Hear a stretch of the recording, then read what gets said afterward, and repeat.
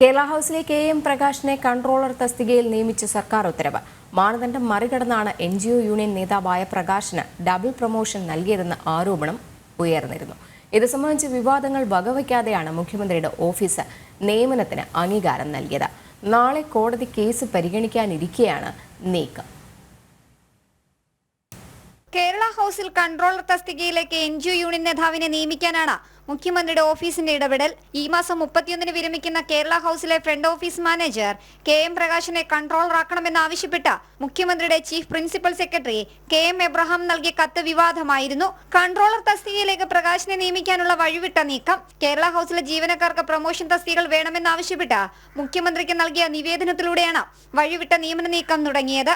കേരള ഹൗസിലെ NGO union നേതാവ് K M. പ്രകാശിന് ഇരട്ട പ്രൊമോഷൻ നൽകി കൺട്രോളർ എന്ന സുപ്രധാന പദവിയിൽ എത്തിക്കാനായിരുന്നു ശ്രമം.